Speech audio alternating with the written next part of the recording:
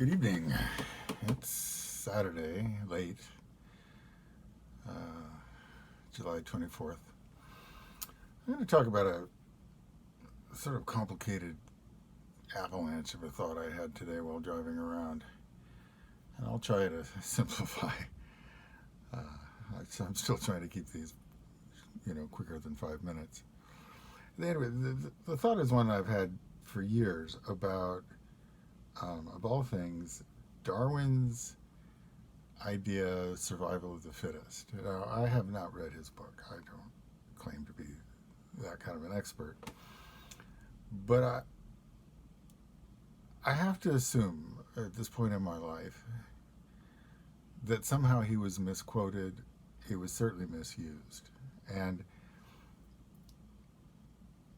basically what I want to get at is survival of the fittest only applies if two organisms are competing for limited resources directly against each other. Because we have plenty of examples in nature and humanity of really, really delicate, absurd creatures who have nonetheless survived and thrived and had children and grandchildren. And I mentioned the grandchildren thing because it seems like, again, the simplified version is, well, all you have to do to, be a successful species on a evolutionary level is have offspring, and that's not true. If that were true, mules would be a success. Mules are only a success because they're useful to humans. I think that's part of why humans actually are so obsessive about being grandparents, is that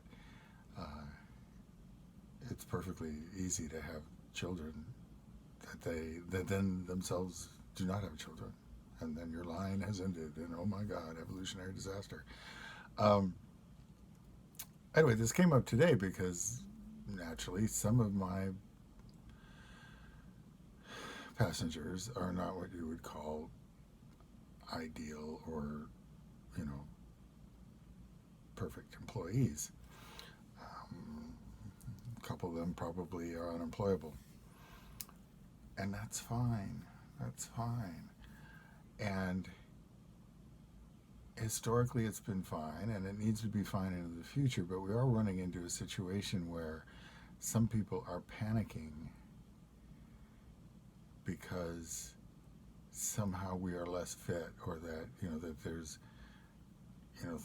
however many percentage of the working population is on disability or whatever.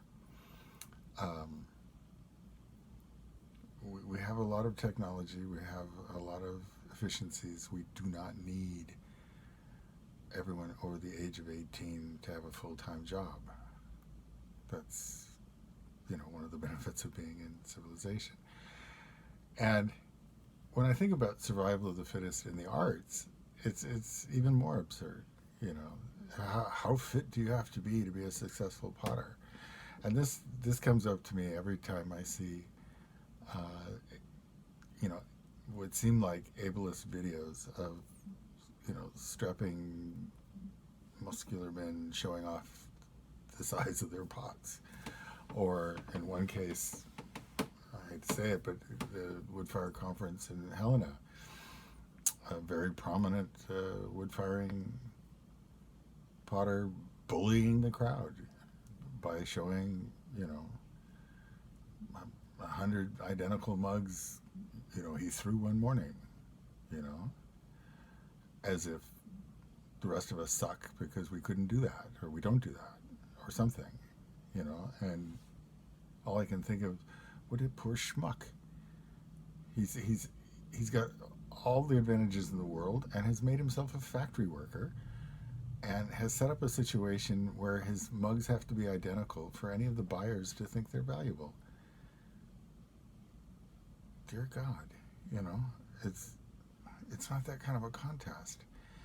And, if some of us make odd little pots that sell at, whatever rate we make them, and we pay our bills, and we're kind to our children and grandchildren and pets, then we were fit enough.